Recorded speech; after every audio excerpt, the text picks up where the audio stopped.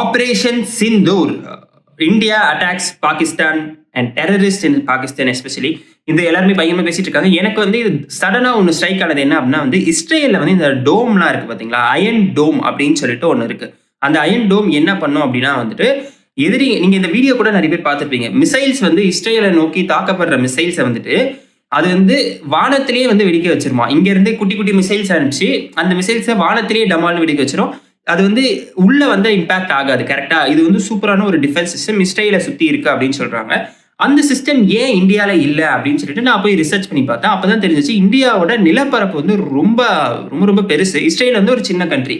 So வந்து அது கரெக்டா இருந்திருக்கும். இந்தியாவோட நிலப்பரப்பு ரொம்ப பெருசுன்றதுனால அந்த அயன் டோம் டெக்னாலஜி வந்து இந்தியா முழுக்க போடணும் அப்படின்னா வந்து அது ரொம்ப ரொம்ப பெரிய லெவல்ல பொருட்செலவு ஆகும் அப்படின்றது ஒரு ரீசன். அது மட்டும் இல்லாம இந்தியாவுக்கு வந்து பல்முனை தாக்குதல்கள், அதாவது பல முனையில இருந்து த்ரெட்ஸ் வந்து இருக்காங்க. அதாவது ஆபத்தான தாக்குதலுக்கு என்ன சொல்லுவாங்க, the potentiality of the danger வந்துட்டு எல்லா இடத்துலயுமே எல்லா சைட்ல இருந்தும் இருக்கு. இந்த பக்கத்துல இருந்து இருக்கு, இந்த பக்கத்துல இருந்து இருக்கு அப்படின்னு சொல்லுவாங்க.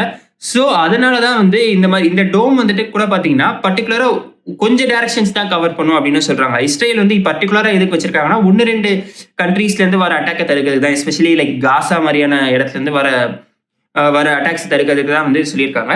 So I would like to end this on a note like, இது யாருக்காவது இந்த மாதிரி ஒரு கேள்வி வந்துச்சுன்னா ஜஸ்ட் நோ தட் பொருட்செலவு மட்டும் ரீசன் இல்லை, நமக்கு வந்து அந்த டைரக்ஷன்ஸ் டெக்னிக்கல் இதுக்குள்ள இருக்க டெக்னாலிட்டிஸ்னால தான் வந்து இந்த அயன் டோம் வந்து இங்க இந்தியாவில் இல்லை.